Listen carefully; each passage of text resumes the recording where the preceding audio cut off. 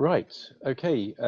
Good afternoon, everybody. My name's Simon Smith from the CFCI. Welcome to what I think is probably our 9th webinar now. And today we're going to have a virtual site visit talk on Downing Place URC. We're going to have a few speakers today, but also we've got quite a few panelists for the Q&A at the end of the talk. So as always, CFCI members, if you could please raise your questions in the Q&A tab on Zoom, and then what I'll do is at the end I'll host a Q&A session while I read out your questions for our panelists. So why don't we start proceedings? As I said, today's webinar is a virtual site visit of a project called Downing Place URC, and we're very lucky today to have a number of the project team with us. That includes Margaret, who's client representative from Downing Place URC, who, and I'm pleased to say, is also a CFCI member. We've got Dirk, Jack and Apost from Archangel Architects, or probably Archangel Architects. I've probably got that wrong, but perhaps I'll be corrected. And then we've got Stuart and Tom from Coulson, who are the contractors, the builders. And of course, you've got myself from the CFCI. I should also mention all these projects are a team approach, and I'm hoping in the audience somewhere we might have some people from the other consultants and people involved. So we've got the Bremner Partnership, Andrew Firebrace, David Bedwells, and 3C Shared Services. Okay, right. So we're gonna have a talk now. We're going to hear from Margaret first, but we're also going to hear from the architect and the contractor. We're going to hear for about 45 minutes, and then we're going to try and reserve 10 or 15 minutes at the end for Q&A. So, Jack, you're running the show. Do you want to turn on your presentation, and we'll let Margaret speak first. Hello, everybody. On behalf of the church building group, I'll highlight 3 aims we've had in mind. The first is a large worship area. We wanted to open this existing area to more people and to consider flexible uses during the week, as well as Sundays. Second is our entrances. We wanted more welcoming spaces, again, both for the church and for weekday community use. And the third point is about sustainability. First, some background. The redevelopment of the Downing Place United Reformed Church was enabled by the uniting of 2 churches and the selling of one site, that of Emmanuel on Trumpington Street, to Pembroke College. This gave us both the people, and we have 200 members, and the funds to redevelop the other site, formerly St Columba's, in Downing Place. Pembroke also allowed us to stay in the Emmanuel site for 2 years after the sale during the renovations. Now, Emmanuel already had the experience of removing the pews in 1991, so that the worship space could be used flexibly 7 days a week, including for weekly concerts.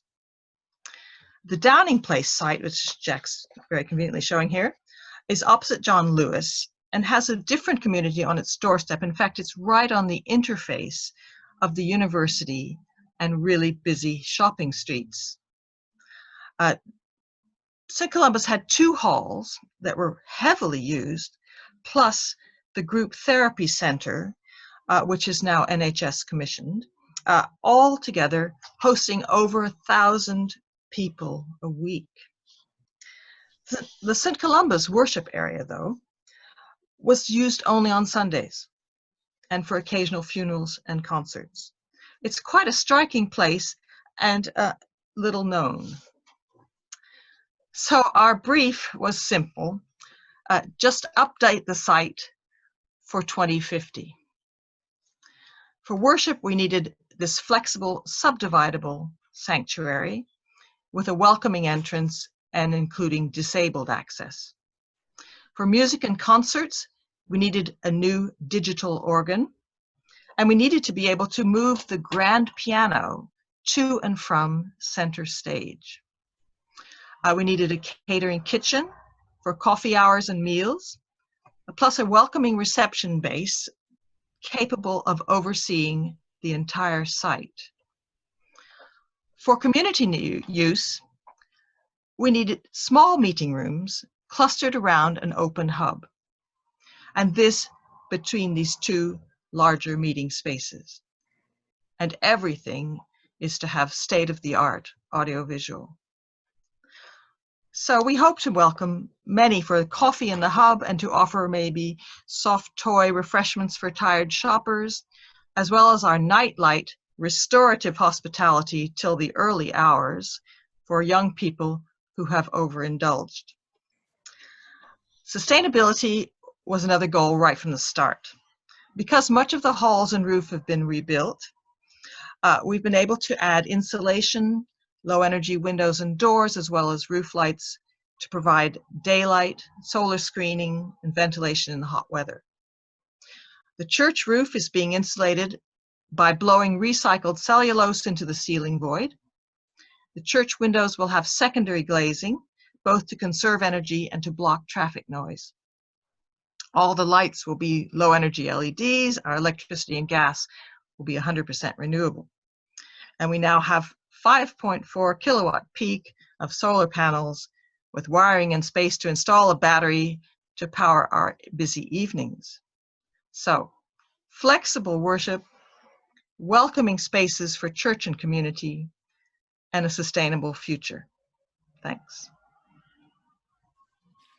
Thanks, Margaret. And so what I'm going to do now, hi, I'm Jack, by the way. I'm one of the architects from Archangel and running the job on site. Yeah, I'm just going to give you a quick overview of what we had to start with and then hopefully show you how we were able to meet Margaret's brief and the church's brief in what we're doing. So this is the site, and one thing you can see is that it's there's a lot of it behind the street, the main elevation of the street, which causes some of the problems to do with making the building as open and accessible to as many people as possible. And as Margaret described, there's a main worship space, and then the St Columba Hall and the Gibson Hall. Those are the three key areas of this building. I'm just going to give you a quick tour around them as they were. So here's the main view from Downing Street. I'm standing, taking this photo in the John Lewis bus stop. This is then coming around the corner to where we're going to be creating our new entrance. This is the view from Downing Place. The building is not listed. It was constructed in 1890, but it does sit within the Cambridge City Historic Core Conservation Area. And we had a positive engagement with a pre-application planning process on this one and ongoing consultation with the conservation officer throughout the job so far. We're going to move into the main worship space. As Margaret says, it has a lovely character of its own, and you know, that's as retained as we're able to do so and what we're changing, and we'll show you, come on to that later. And as Margaret said, it's hosts church services, Sundays, midweek, but also funerals, weddings, and some children activities and student groups. That's how this space is used. But some of the features of the space do get in the way of that being used most efficiently. One of those things being pews, which is something that we come across a lot in our work with churches. The main worship space also have some smaller side chapels. These are used for smaller prayer meetings. And as Margaret said, the night light service, which runs out of there, yes, which cater to people who have been in the pubs and clubs, had a few too many to drink, and then they're offered a space to come and sober up and be given some care, whether that be ordering a taxi or you know, just someone to talk to. This space also at the moment, or did, host some anonymous groups as well, counselling groups. And then just looking into the corner of the church, and this sort of highlights one of the main issues that we were trying to trying to address in the scheme is the connection between the worship space and the rest of the halls, which was only through that small door there and a small corridor around the back of the organ, and you'll see later on how we've tried to address that link. So onto the St Columba Hall. This building was a later addition. It has a large hall, WC offices, and it also has a caretaker's flat. You can see it on the bottom right. So that's nearest the road and the noisier part of the site, which is again something that we looked to address in the scheme.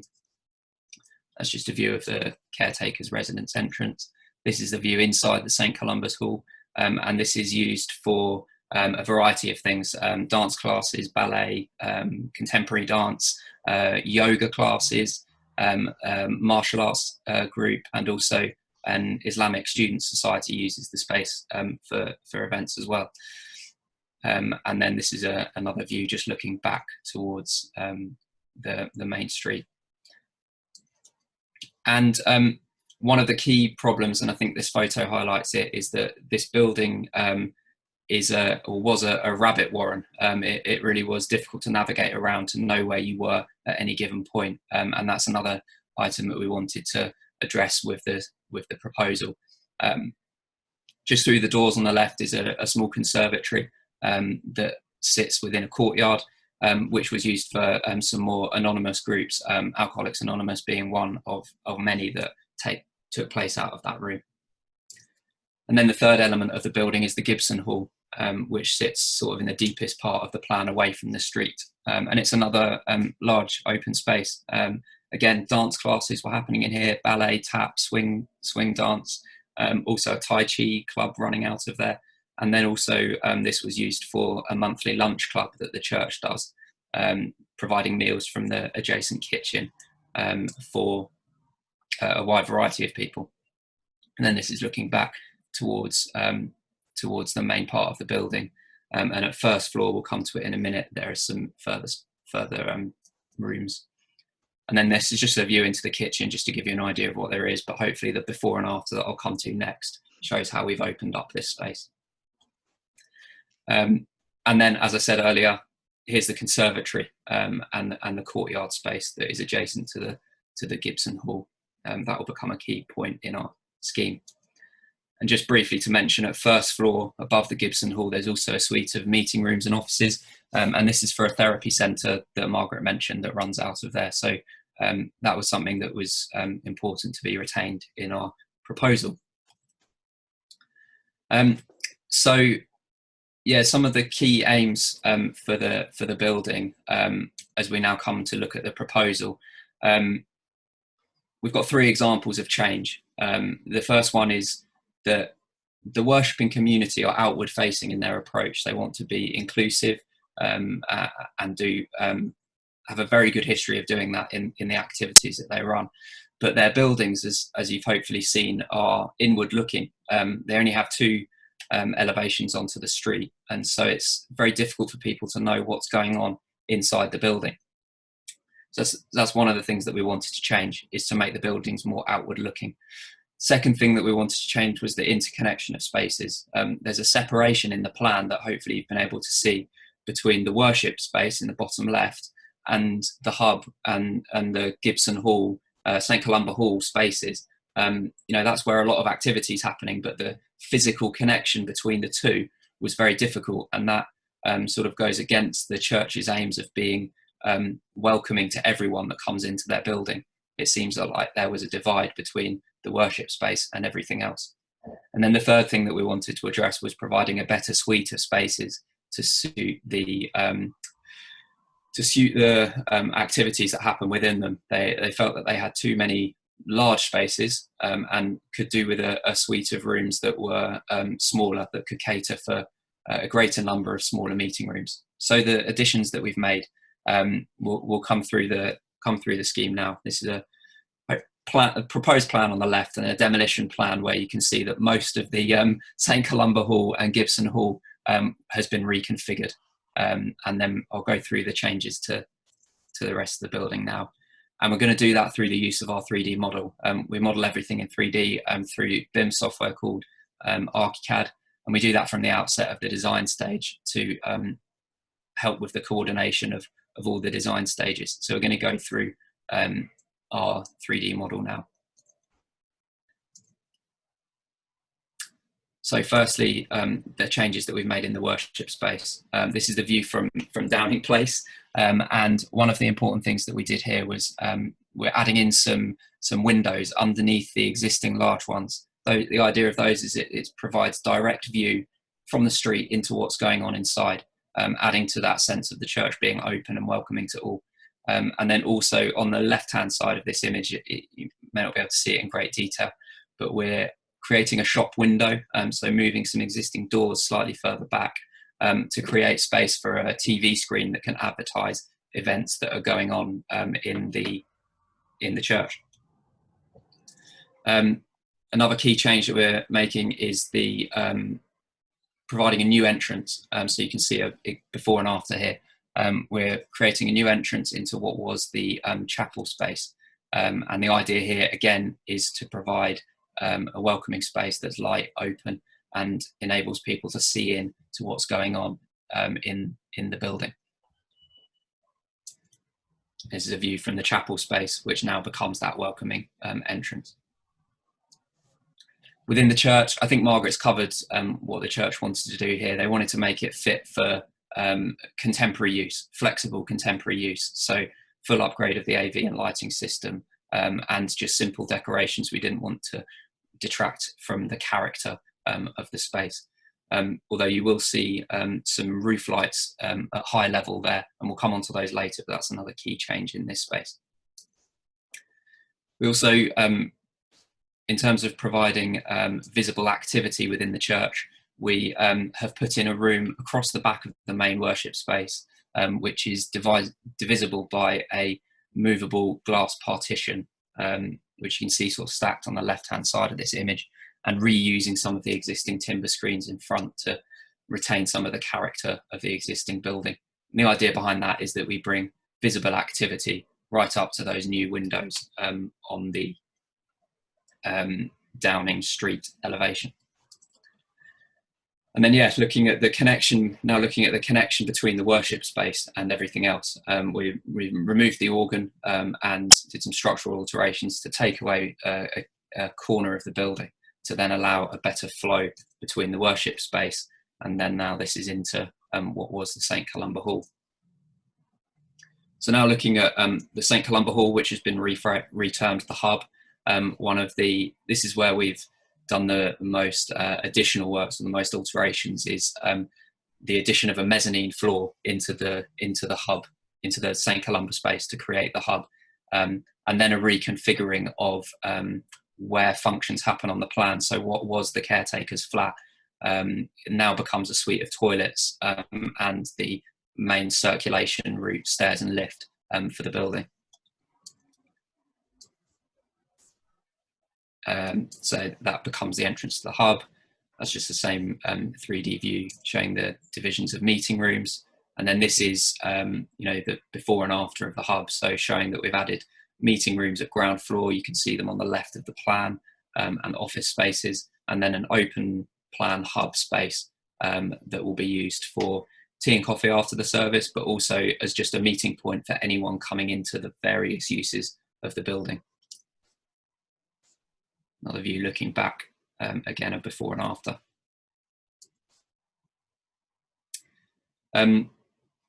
And again, opening up of the corridor spaces. Again, the conservatory on the top left, or that corridor that we had, we've taken that down, and actually this is the only part of extension on the project, just extending slightly further out to better address the courtyard and demolition of that conservatory building as well. And as you can see, throughout the scheme, lots of use of height, natural light, roof lights throughout the scheme. And then the Gibson Hall, really just a refreshing of what's there, making it suitable for 21st century use, and some additional storage on the left, and replacement of the existing roof lights with modern semi-automated roof lights there with rain sensors and things as well. And then looking back towards the end of the Gibson Hall, you can see how we've actually pushed the kitchen back in the plan, which enables the kitchen to serve into both the hub and the Gibson Hall, which was one of the key changes in this, and involved a lot of structural changes. And that's highlighted by this before and after in the kitchen. Where we were in the kitchen, we've now actually extended the Gibson Hall space to make that more usable, but then, as I said, make the kitchen serve into 2 different spaces. And then just looking at the courtyard, which used to have the conservatory in it, and as I said, one of the key aims is to create a better connection between the hub space and that courtyard. And I won't dwell, that image isn't very good. I won't dwell too long on the first floor, but we've added a suite of meeting rooms to that mezzanine, and also relocated the therapy centre to the front end of the site. And that sort of gives you an overview of the changes that we've made, and we'll go through some of the other design features as I now hand over to Coulson's to sort of talk us through the build process. And one of the key reasons that we engaged with Coulson's, and we actually engaged with them in a negotiated contract from a relatively early stage, was driven by the timescales of the sale of Emmanuel to Pembroke. So we felt that a negotiated contract was a good route, because it gave us a sort of dependable delivery, and we got the contractor's expertise within the design stage. As we were developing the technical design for tender, we were getting input from the contractor to sort of help with buildability, which I hope has improved the build process for us and for Coulson's. So yeah, that's it from me. I will hand over to Tom and Stuart. Thanks for that, Jack. So we'll now go through the build process. So we just start with this aerial shot again, just to remind everyone of the issues we have with working in central Cambridge. The first being having 7 neighbouring businesses, which are the Language School, both the Spoons, All Bar One, Wagamama's, the Varsity, Nando's, and Vodka Revs. With it being in central Cambridge, land is a premium. The church have very good previous experiences working with the neighbours and being very accommodating, so we were able to negotiate with Downing Place College to have a delivery compound set up, and the boxes just appeared like so, which has eased us taking deliveries and moving materials into site. During the works, we've made sure we keep talking to our neighbours with a public liaison officer. So the photo on the left is the delivery compound. Within Downing College there's a very sensitive machine the other side of the wall that picks up on vibration and noise, so we put the Harris acoustic panels around there to ease the pressure on that. To the right we have our project notice board, which just allows everybody who's walking past to know what's going on inside the church and what any disruption would be caused. Being at the top of the road as well, we're obviously going to be blocking the road quite a bit to take the deliveries, so we set up a delivery schedule where we liaise with our neighbouring businesses, and it also allowed anyone who needed to pass down there the ability to know when we're likely to have a delivery truck blocking the road, so they can plan their journeys around it. As well as getting materials into site, getting materials out of the site is also a bit of a headache. We had a little compound area, which is made even smaller by putting a scaffold in there as well. We had to go out to several different skip companies to finally find one out of the truck small enough to back a lorry in there. As you can see, Cambridge Recycling was successful with this one. But what we did have is an abundance of internal space, so we were able to use the hall, that's St Columba's hall there, to do site segregation, and so all the waste was sent out in the appropriate skip. Next slide. Excellent. Welfare was also, we had to rethink how we were going to deliver that with not much external space, so we decided we would use the inside of the church. The existing dais proved a good location. As you can see on the photo on the right, we had constructed a timber frame hut which had the canteen, a meeting room and the site manager's office, which also had an external door, so then everyone can safely enter site without having to go through the building itself. Thank you, Stuart. Hi, good afternoon, everybody. Tom from Coulson speaking. In addition to what everybody said there, is the issues of getting people in and around the site. Clearly, we're exposed on two sides to public highways. We chose to register the contract with the local scheme, the Considerate Contractor scheme based in Cambridge. We work well with these guys. We've worked with them in the past and have a one-to-one relationship with Mr. Nick Kendall within there. That gives us the opportunity to pull on that local knowledge and assist us in agreeing and maintaining footpath closures, delivery routes to and from the site. All of which we of course take on and agree through highways. You can see here through the photograph attached, there will be footpath closures when we work around the perimeter of the building. Those are in agreement with the relevant authorities. Thank you. So we just have a snapshot here of our scaffold schedule for the job. One of the main areas was putting a temporary roof over the hub, which would allow us to continue works during the winter months. The orange box highlights where the temporary roof was required, but the tricky part with all the neighbouring businesses is finding ground to touch down on, and the arrows that have just appeared highlight where we were able to ground the temporary roof. The pitch of the temporary roof was quite key as well, as we didn't have much land to land on, so we had to make sure that the guttering was put on appropriately to land on our land and not on neighbouring properties. And then that would allow us to subsequently strip the roof and carry out all the thermal improvements required. Yeah, next slide. Okay, following the erection of the temporary roof, that allows us to actually progress the project. Clearly, on most projects, you start at the top and work your way down. This one is no change there. So one of the first things we did is strip the roof to the Columbus Hall. You can see here the roof is stripped back to its bare bones, nothing but a sarking board and rafter left. That gave us access to removal of the existing roof lights, which have been replaced with modern ones. 28 roof lights in total installed across the scheme. Removing the existing roof coverings, like you can see here, gives us the ability to improve thermal efficiencies of the building. Margaret's touched on that earlier, so you'll see through later photographs what we've done ensuring we meet that client brief. This is back to me. This is just highlighting that we had various different roof constructions found, and in one case slightly unexpected. So we had to have a very specific strategy for each type of roof. Some of them needed ventilation, some of them didn't. But in everything that we were trying to achieve, we were looking to go 10% beyond the thermal improvement required by building regs, required by Part L for working with existing buildings. So yeah, this was just highlighting that each roof was treated slightly differently to ensure that we got the best thermal performance possible. And while we're at it, we also, while we were doing works to the roofs, as Tom said, introducing roof lights throughout, and also taking the opportunity to install PVs along the St Columba roof.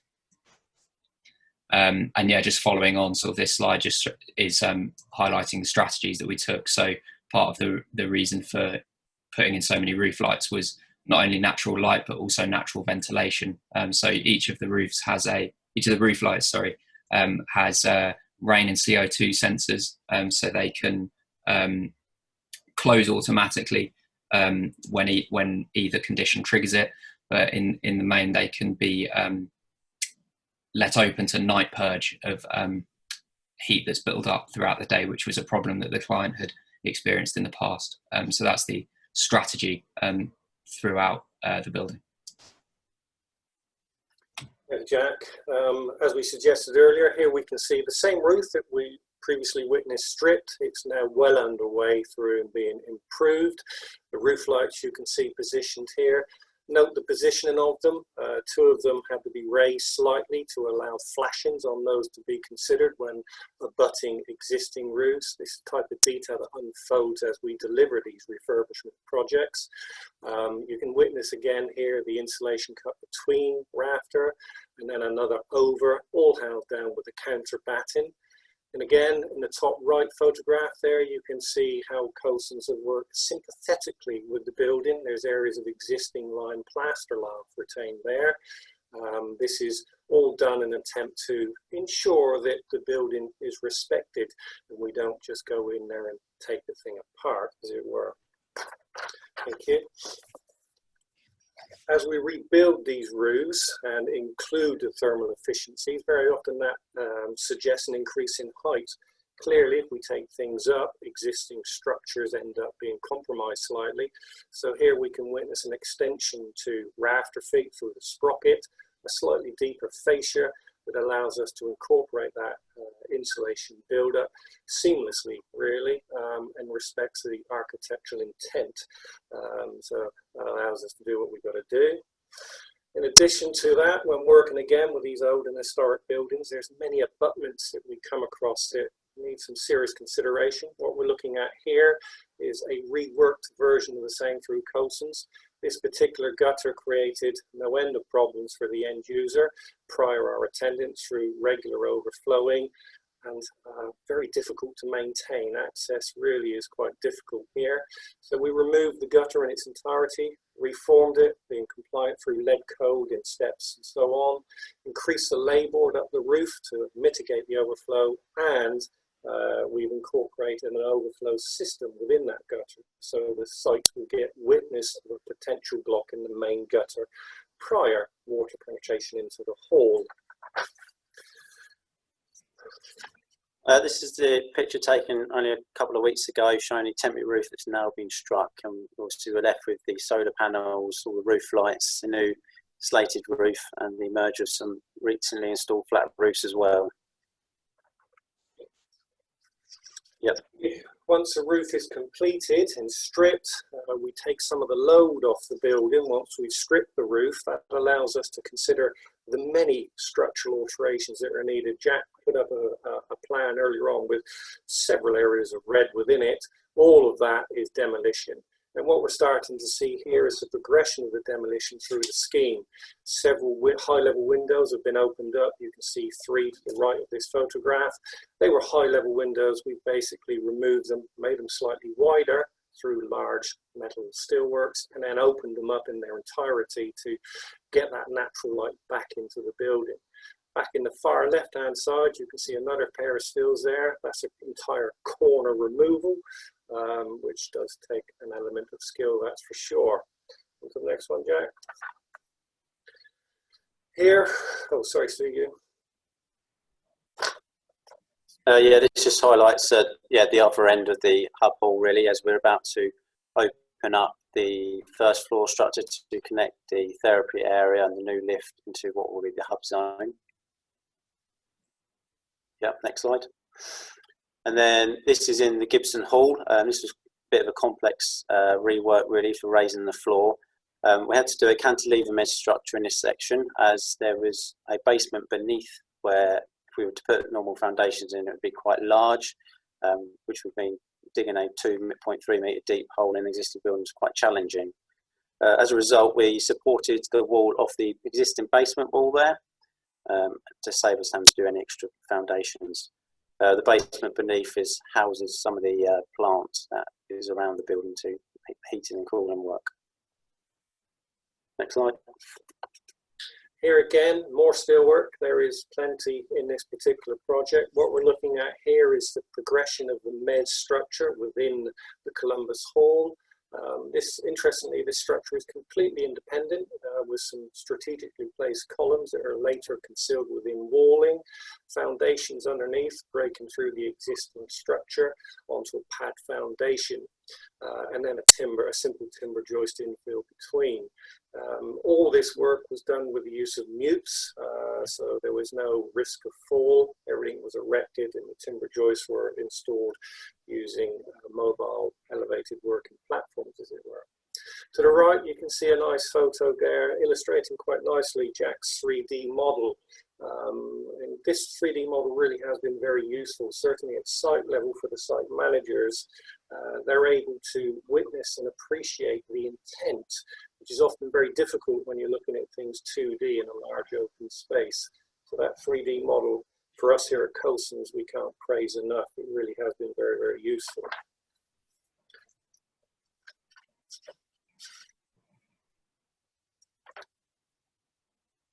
So the next area is, this is the caretaker's flat, and to create the plant area for the ventilation, which you can see on the right, it meant we had to lower the existing roof, and this in turn created us with the existing parapet wall. We were a bit worried about the steadiness of that whilst we took the roof out, and it being unsupported with the roof structure. So in turn, we decided we would install the new roof first. As you can see, the joists have gone in there, and then we put the ply deck on, which in turn acted as a bit of a crash deck, as well as keeping the site nice and secure and the elements out whilst we took the roof off. And so, yeah, as Stuart mentioned, lots of plant placed on a flat roof, and we then had to, well, at design stage, work out how to feed that plant throughout the building, and we've basically identified a longitudinal route all the way along the spine of the building at 2 levels. Here, this is showing ventilation coming in from, on the image on the left, coming in from the flat roof behind us, going through at high level onto the image on the right, carrying on at high level above the first floor meeting rooms, and branching off, as you can slightly see, to the right hand side, and then from there dropping down through the first floor meeting rooms to get to the ground floor meeting rooms. And again, this was something that we worked on at design stage, making use of the BIM model with our services engineer to identify those routes to service the building. And this is another slide that represents the same, really. You can see in red the basement area that Stuart was talking about, which is then feeds the rest of the building through a riser identified in blue, and then the pink and the green, it basically shows the service routes that we've taken. And you can see going all the way along the spine of the building, and that spine runs at both, in the images on the left, both at first floor ceiling level and at second floor ceiling level. Which brings us on to yeah, where we are in the hub now. Yeah, indeed. Thank you, Jack. What we're witnessing here is exactly one of these primary service routes. This one runs really front to back of the building, and you can see the high level containment for electric, data, AV, fire alarm. Side on the left, we have various CT circuits in flow and return on heating and mains code water. Again, using the 3D model, we're able to identify clashes, potential clashes, and predetermine routes through any walling to ensure efficient use of fire protection and such like through these walls. We can effectively form the openings before the services arrive. So again, a very useful tool.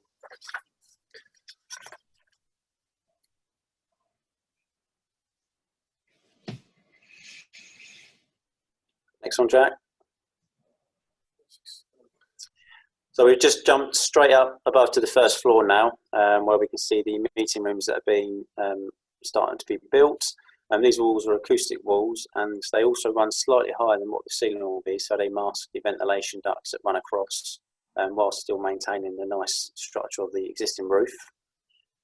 We can see also in this photo how the light is going to work and making a nice light, airy space for between the ground and first floor areas. And what we also wanted to pick on is the existing ties. On the right hand side within the Queen Truss, you can see there's sort of like a light grey scar. That's where the tie used to run. So as you can see, that would have been right in the way of the walkways and the meeting rooms. So we've actually lowered this tie down now, used the existing steel, the new steel frame structure we put in, connecting to the existing piers we've now formed.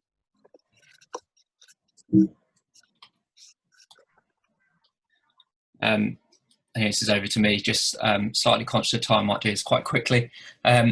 Basically, where we've relocated the caretaker's flat at first floor, acoustic insulation became very important, and this section shows the relationship of the Gibson Hall and other rooms in red to the caretaker's flat in blue.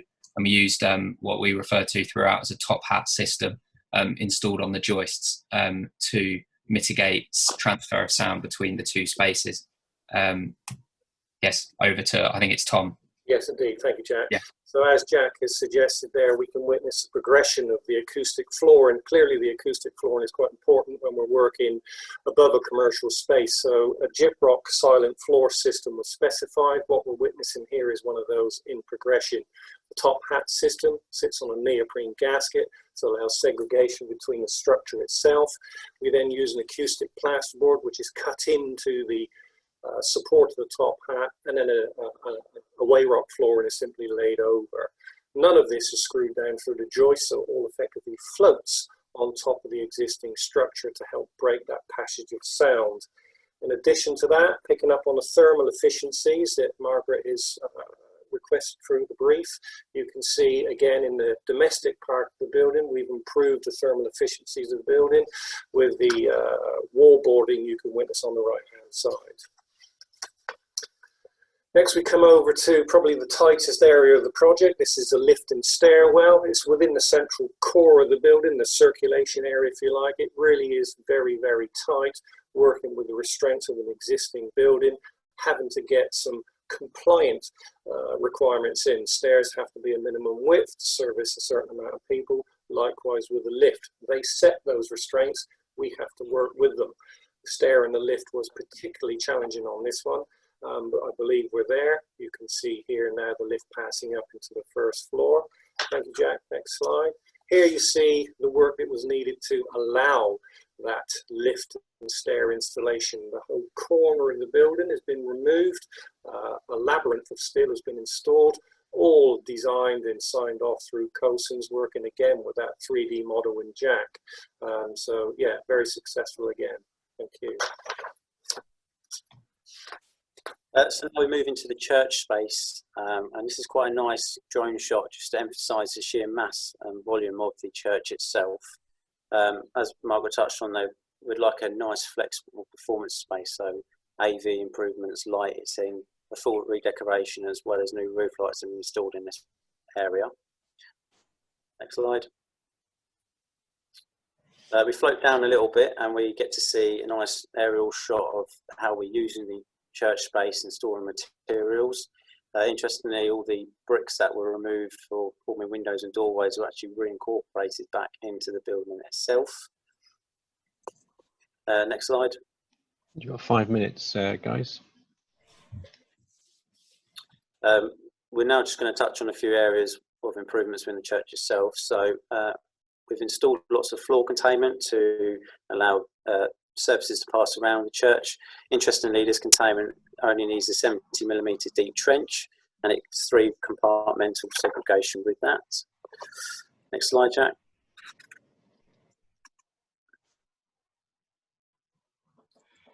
The next slide now just highlights the secondary glazing that we've got to install within the church, and it sort of gives you a good idea of how large some of the windows are and the task we have getting these raised and installed in place. And as Margaret touched on, it improves the acoustics as well as the thermal performance of the church, and they're going to be finished in bronze to respect the stone in that area. Next slide. Here we can see the progression of the nightlight zone. Jack was referring earlier on, giving the opportunity for individuals to enter the building later in the evening after a drink or two. So what we're looking at here is a steel structure in its early days, and then the formation of partition walling within to create T-zones, WCs, and chair stores and such. Also, we see the white powder-coated bar across the top. That's effectively the runner for the sliding partition. It will be installed. Next, this is the window installation on Downing Street itself. Clearly Downing Street is very, very busy. Buses, contraflow cycleways, many pedestrians. We were tasked with getting 2 large windows in this open or in this elevation. The usual way of forming opens is quite simple, needle and propping. That opportunity wasn't really available to us here because that would have negated any use of the footpath beyond. So we come up with this needleless propping solution, which is basically 3 steel boxes, one slightly smaller than the next. Cut a hole in the first 225mm of wall, install the steel, grout around. Cut a smaller hole within, insert the next box, repeat until you get down to the window size you need. Very, very effective. Now the stonemasons just need to come in and form the opening on the outside. So the amount of time we're out on the pavement has been seriously reduced. Next slide, thank you, Jack. We've also had to consider the piano lift, as Margaret suggested earlier on. The piano sits in the main sanctuary space the majority of the time. On occasion, it is needed on the dais. Grand piano is quite a hefty bit of kit, not the easiest thing to lift up 368 mil of raised floor. So what you can see here is the formation of the pit required to facilitate the piano lift, and a drawing confirming how this thing will be installed. That will quite simply allow the piano to be slid onto a deck, which will be finished identical to the floor, and then through operation that lift will raise it to the dais height, allowing 2-3 individuals just to maneuver the piano into the center of the dais. Thank you, Jack.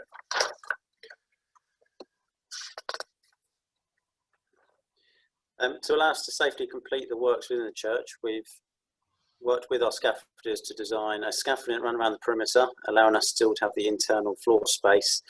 And then we did ladder beams across the top to create a platform to work within the high level roof space. This will allow us obviously to do all the electrics, AV and full decorations, as well as the roof lights and blown insulation. Next slide. Just a couple of photos here, really to see the craftsmanship from 1890. As you can see, they used trees to support the roof back then. Large, very large timbers up there. Next slide. I think this is back to me just to sort of summarise where we're going with the main worship space and the key environmental things that we wanted to achieve. And it's actually a reflection of what we're doing throughout the project. So insulating the roofs to give it a nice, put a nice warm hat on the building.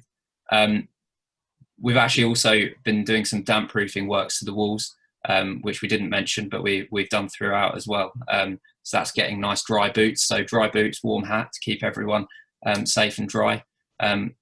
Really important focus on providing natural light, providing ventilation through roof lights, providing secondary glazing, or in some cases in the rest of the building, we're providing new windows, triple glazed in some cases, and then also the addition of PV panels.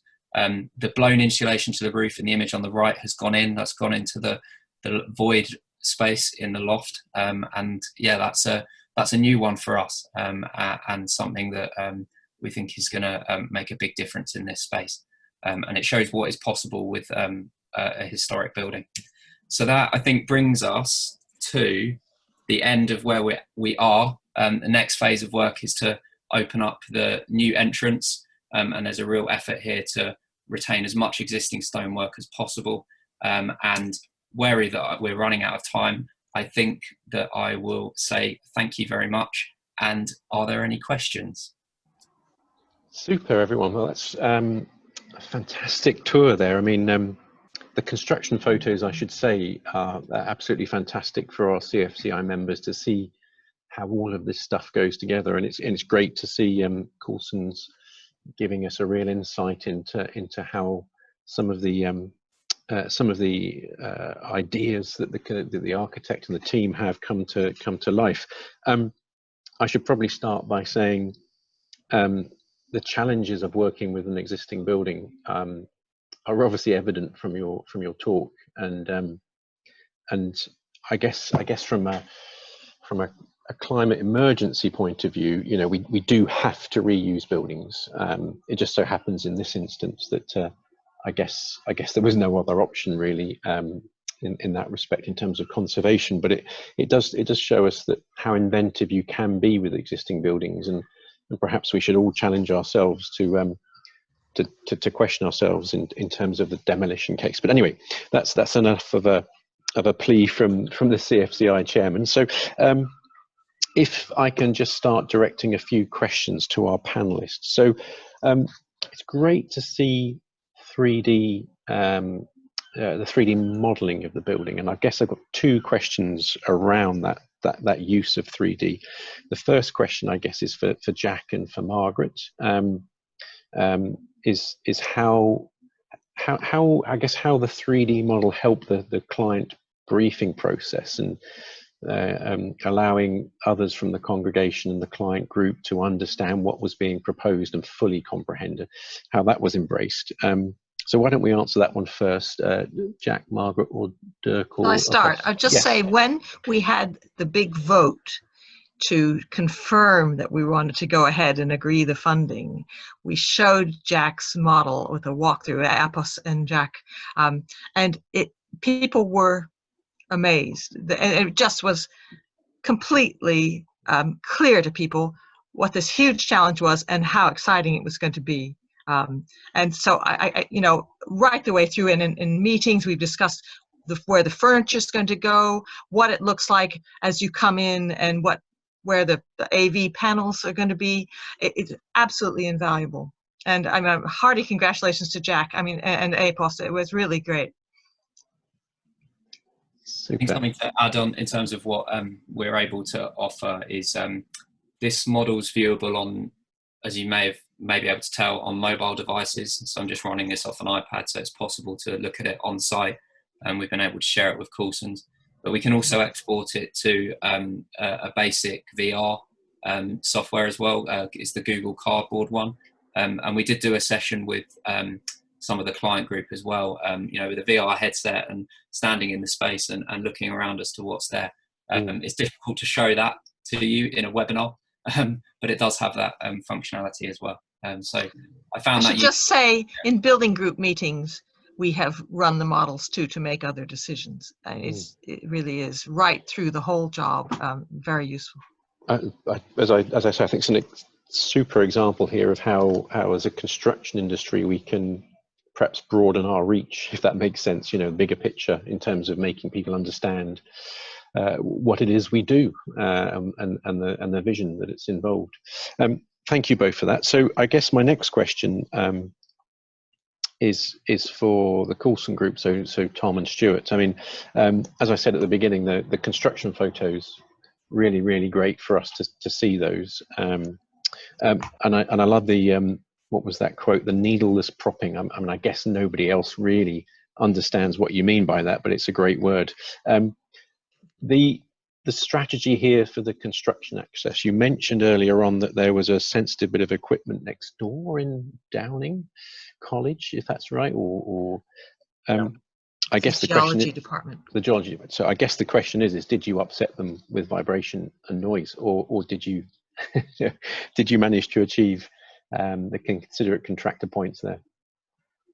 Well, the project as a whole, we've not had any single complaints really. We set up a project-specific email account, so and it was on the notes for anyone passing by or neighbouring. If you have any issues, there's several of us monitoring that. It's empty, so that can only be good news. Excellent. And I guess with 7 neighbours, I'm surprised you haven't got any complaints. Is there still time yet to get some, or not? I shouldn't say that, should I? There is always still time, Simon. But I mean, the public liaison officer we've appointed to the project is regularly communicating with the neighbouring properties, so we can fend off any issues before they come a reality, if you like. And in addition to that, it allows us to advise neighbouring properties where we are and what we're about to do.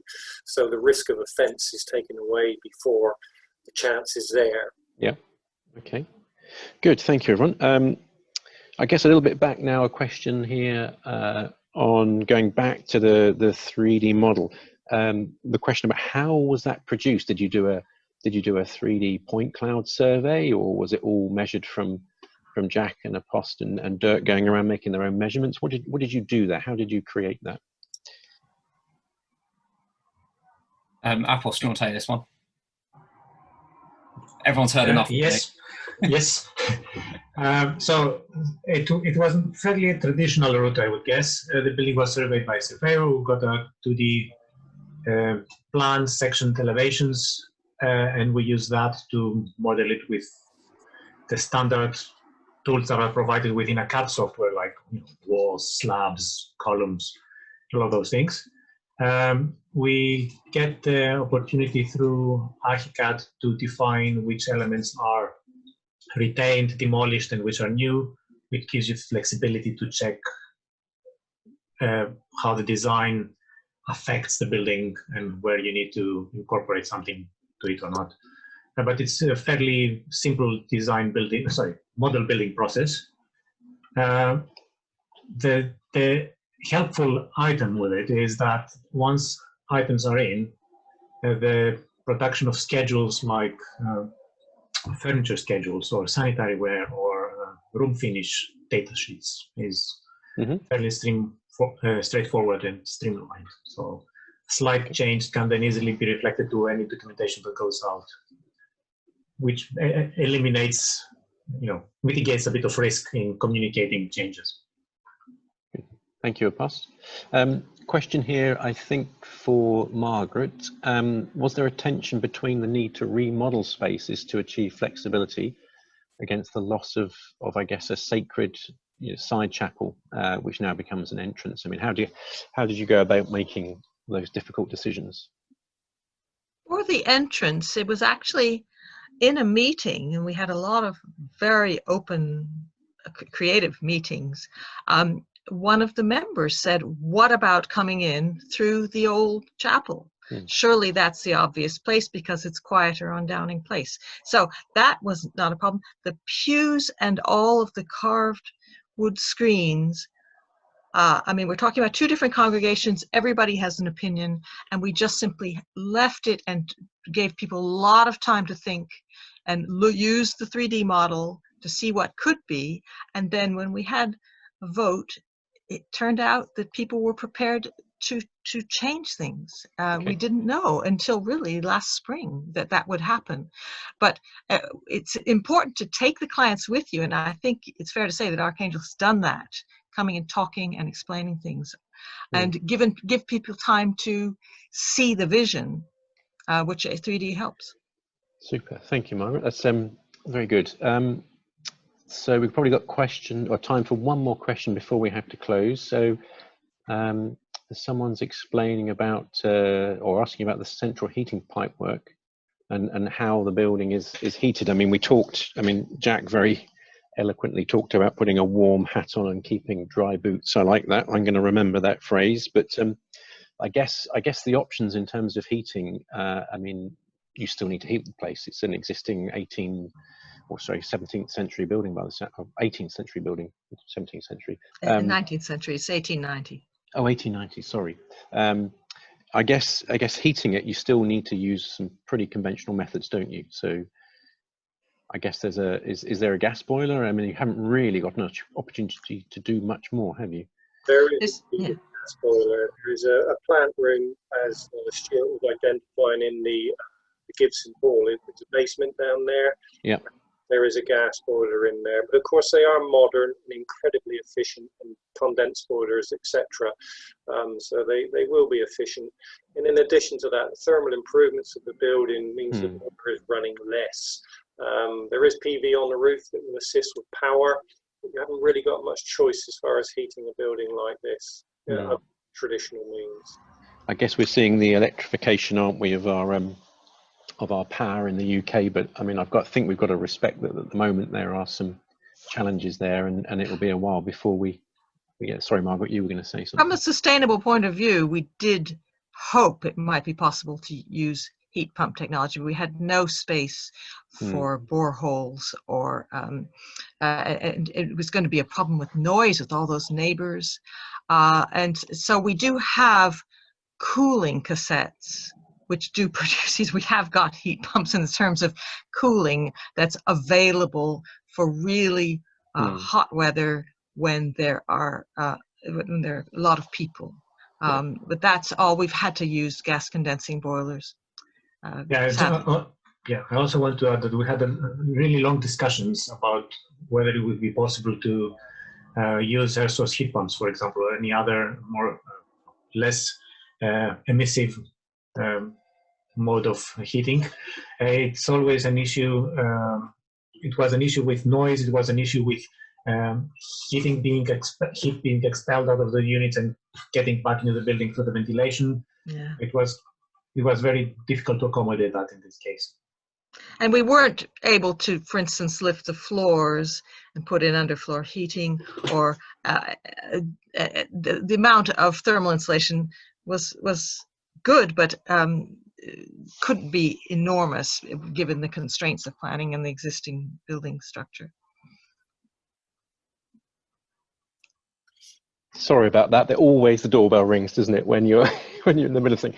I think everybody, that's fantastic. We're 2 o'clock now, so I'm afraid I'm going to have to wrap this up. But to all of you here today, to Margaret, thank you very much for being involved in the presentation today, and a very aspirational project. And to the team at Archangel, fantastic work. I love the work you've done with the 3D modelling, and the aspiration you've had with the building is fantastic. And to Coulson, just some very, very diligent work on site. Really all very commendable. I suppose it leaves it to me now to just sort of wrap up with a few final parish notices about the CFCI. I think in 3 weeks we're hoping to host another webinar, hopefully on another site visit to Cambridge Nuclear Bunker, which sounds an interesting project. And then the week after that we hope to have Urban Splash, or a presentation on the current changes to planning that we have in the UK. So keep an eye on the emails. But once again, thank you very much, everybody, for your time today, our audience, but in particular our speakers. Thank you very much, and enjoy the rest of your day. Goodbye, everyone. Bye. Bye-bye. Thanks, Simon.